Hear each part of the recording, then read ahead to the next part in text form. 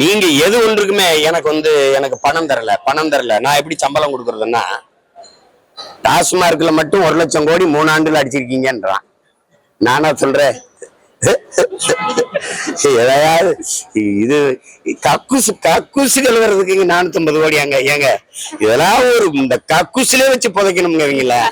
ஐயா படிக்கும்போது ஏன்டா கக்கூசு கழுவுற சரி கழுவியாவது விட்டியலாடா.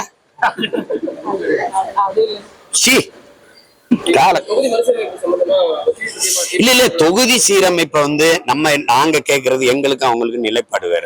தொகுதி சீரமைப்பு 2023லயே நான் ஏத்து பேசுறேன் தொடக்கும் போதே. இப்ப இவங்க தேர்தலுக்காக பேசுறாங்க. அனைத்து கட்சி கூட்டம் போட்டு பேச வேண்டிய 1000 பிரச்சனை இருக்கு. தினம் என் மீனவன் கைது பண்ணப்படுறான், அதான் இங்க பேசல. நாடாளுமன்றத்துக்கு 40 அதிகபட்சமா எல்லா உறுப்பினர் எங்க இருக்காங்க? திமுக. அங்கதானே பேசணும், அங்க தர்க்கம் பண்ணணும், வார்த்தை எடுத்து வச்சு அதை தகர்க்கணும், அதை தடுக்கணும். அதுக்காக தான் நீங்க தேர்வு செய்யப்பட்டு போயிருக்கீங்க. இங்க அனைத்து கட்சி கூட்டம் போட்டு தீர்மானம் போடுறதுல ஒரு பயனும் இல்லை. 2வது சீரமைப்புங்கிற முறை நாங்க கேட்கறது நாம் தமிழர் கட்சியின் கொள்கை நிலைப்பாடு என்ன அப்படின்னா 30 கோடி இருக்கும்போது 543 நாடாளுமன்ற உறுப்பினர்கள் இருந்துச்சு. இப்ப 150 கோடியை தொட்ட பிறகு மக்களின் எண்ணிக்கைக்கு ஏற்ப பிரதிநிதித்துவம் இல்லைங்கிறது எங்க நிலைப்பாடு. அப்ப 6 சட்டமன்றத்திற்கு ஒரு நாடாளுமன்றம் என்று இருப்பதை மாற்றி 3 சட்டமன்றங்களுக்கு ஒரு நாடாளுமன்றம் என்று கொண்டு வரும்போது உரிய பிரதிநிதித்துவம் முதன்மைத்துவம் இருக்குங்கிறது எங்களுடைய நிலைப்பாடு. அந்த சீரமைப்பை தான் நாங்க முன்மொழிகிறோம். அப்ப இதுல குறைஞ்சிரியா? நீ 6 சட்டமன்ற ஒரு பாராளுமன்ற உறுப்பினர் நாடாளுமன்ற உறுப்பினர் 6 தொகுதியை போய் சுற்றி பார்த்து என்ன வேலை செய்வார்? தேர்தல் வரும்போது பிரச்சனைகளை கேட்க போகிறோம், கேட்டறிய போகிறோம். அப்ப ஒருத்தர் என்ன சொல்லுவாரு, பிரச்சனையே நீதான் ஜாமி. 5 வருஷம் கழிச்சு இப்ப என்ன பிரச்சனைன்னு இப்பதான் கேட்கிறாரு. நீங்க கேட்டாங்க பாருங்க, கேக்குறாங்க. இப்ப இந்த தேர்தலை கள ஆய்வு பண்ணுவாங்க. என்ன பிரச்சனை? பிரச்சனையா, நீங்க தாயா பிரச்சனை சாமி. இது அந்த மாதிரியான சீர்திருத்தத்தை மாற்றத்தை சீராய்வை நாங்க அதுக்கு அதை தான் நாங்க முன்மொழிகிறோம். 3 சட்டமன்றங்களுக்கு ஒரு நாடாளுமன்றமா இருக்கணும்னு நாங்க நினைக்கிறோம். அப்ப நான் வேளாண் குடிமகன், எனக்கு அவர் போய் பேச வேண்டியது இல்லை, நானே பேசிடுவேன். நான் ஒரு மீன் பிடிக்கிற பறந்தவர், நான் மீனவன், நான் என்னுடைய சிக்கலை நானே பேசிடுவேன். இப்ப நான் என்னுடைய பிரதிநிதி போறாரு, அவரு என்ன பேசுறாரு என்ன பண்றாருன்னு தெரியும்.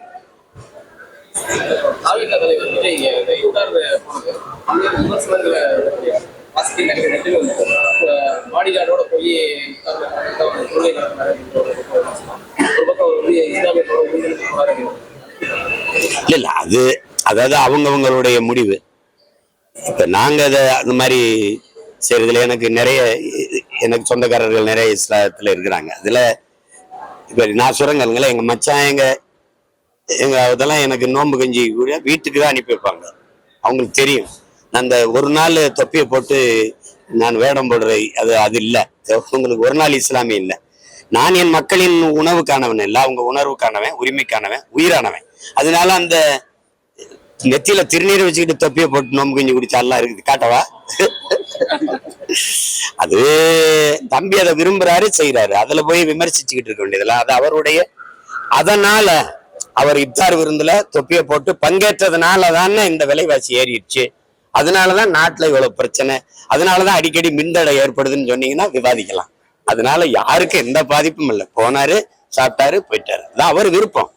நாட்டுக்கும் மக்களுக்கும் அதனால என்ன பிரச்சனை, அதனால தீங்கு என்ன? ஒண்ணும் இல்ல, விட்டுருங்க.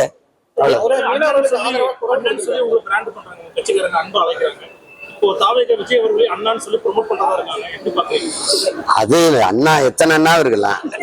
எனக்கு இல்ல, கோடிக்கணக்கான அண்ணா இருக்காங்க, நிறைய பேரு. இப்ப நீங்க அது வருதுல எங்கள்ல எங்க கட்சியில என்ன எங்களுக்கு முறைன்னா, எங்க தலைவர் இருக்காரு பாருங்க. எங்க தலைவர் எல்லாருமே தம்பின்னு சொல்லுவாங்க. வயசுல சின்னவங்களும் சரி பெரியவங்களும் சரி தம்பின்னு சொல்லுவாங்க. எங்க இதுல வயசுல என்னை விட பெரியவங்களும் என்னை அண்ணான்னு தான் கூப்பிடுவாங்க. அதுவும் பஞ்சாப்ல எல்லாம் 85 வயசு 70 வயசு 75 வயசு பெரியவங்க எல்லாம் சீமானான்னு தான் கூப்பிடுவாங்க. சீக்கியர்கள் எல்லாம் சீமானான். அது ஒரு அன்பின் மிகுதியால வர்ற சொல். அதுக்கு வயசோ இதெல்லாம் கிடையாது.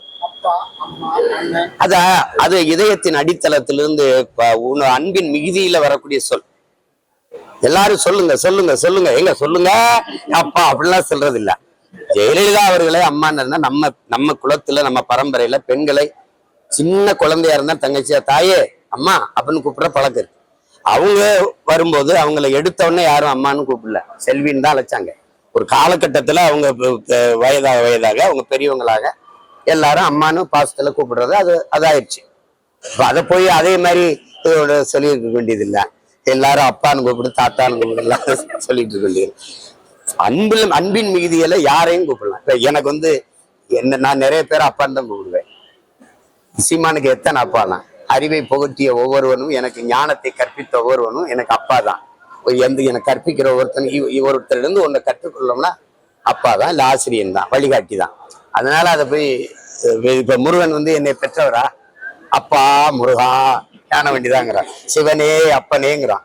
அதெல்லாம் அது எப்படி எடுத்துக்கிறது? பாசத்துல ஒரு பக்தியினுடைய ஈடுபாட்டின் மிகுதியில வருகிற சொல், அதை போய் சொல்லிட்டு வேண்டியது.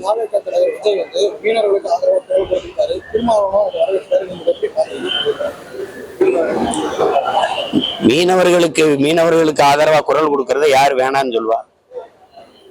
இதெல்லாம் ஒரு கேள்வி. வரவேற்கிறீங்களா? அதுக்கு நான் எதிர்ப்பமா என்ன? வரவேற்போம்.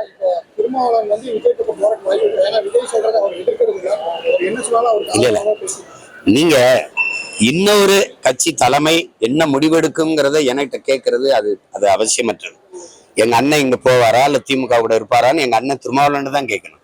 என் தம்பி இப்ப பேசுறதுல நாங்க நீண்ட காலமா மீனவ சொந்தங்களுக்காக போராடுறோம். அதுக்காக 6 மாசம் நான் சிறையிலே இருந்தேன், உங்களுக்கு தெரியும். இப்ப தொடர்ச்சியா இன்னைக்கு வரை கைது. இன்றும் ராமேஸ்வரத்துல மீனவர்கள் போராட்டம். நாங்க 22ஆம் தேதி பெரிய கண்டன ஆர்ப்பாட்டத்தை வச்சிருக்கோம். தொடர் கைதை நீங்க தடுக்கணும் அப்படின்ட்டு. அதுக்கு ஆதரவா ஒரு கூடுதலா ஒரு வலிமையான குரல் வரும்போது வரவேற்கத்தான் செய்யணும். அதை போய் அதை ஏற்காம எப்படி எதிர்க்க முடியும்? இரண்டு கட்சிகளும் தான் தொடர்ந்து 50 ஆண்டு காலம் ஆட்சியில் இருக்காங்க. இந்த போது மீனவர்களுக்கு ஒரு தீர்வு கிடைக்கும். என்ன காரணம்? மீனவர்கள் ஒதுக்க இந்த 2 கட்சிகளும் இருக்கிற வரை அது தீர்வு காணப்படாது.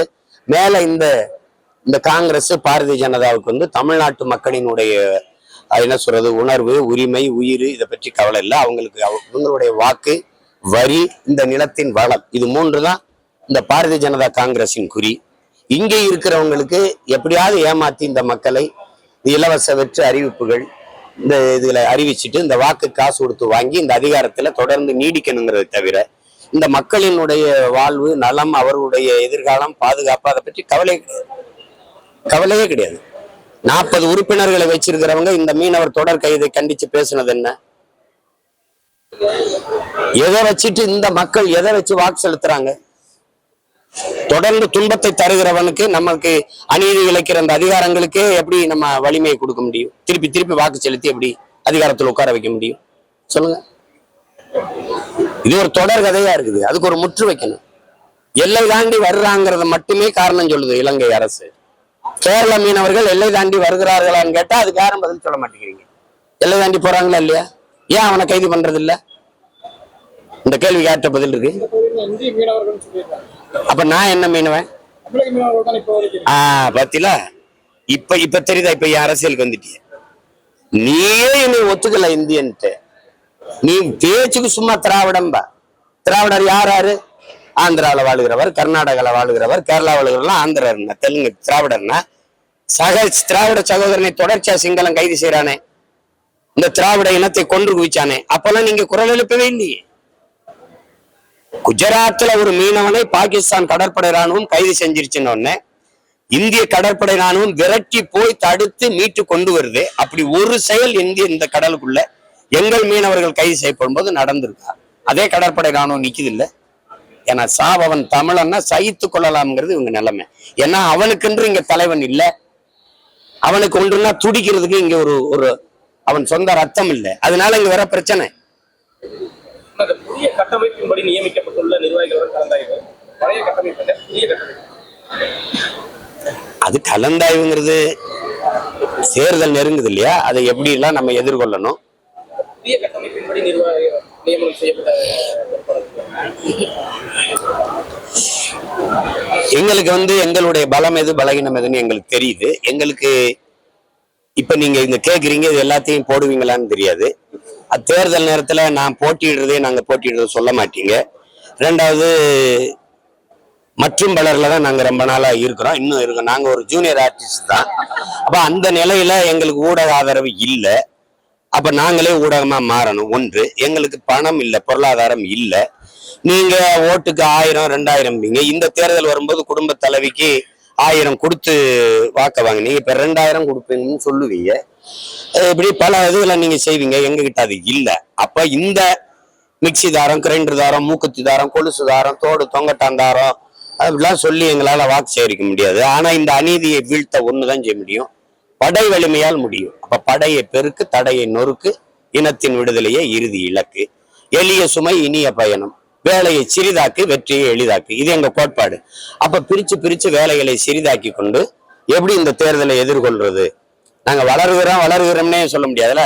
நான் வளர்கிறேன் மம்மின்னு கம்ப்ளைண்ட் பாய் மாதிரி சொல்ல முடியாது. வளர்ந்து விட்டேன் அப்படின்னு சொல்லணும். அதுக்குதான் இந்த தேர்தல்ல சுத்திட்டே இருக்கேன் பாருங்க. இது 2026 மே தேர்தல் முடிஞ்சு வாக்கு என்ற வரை ஓடிக்கிட்டே தான் இருப்பேன். வேற ஏதாவது அவ்வளவுதானே. மிக்க நன்றி, வணக்கம்.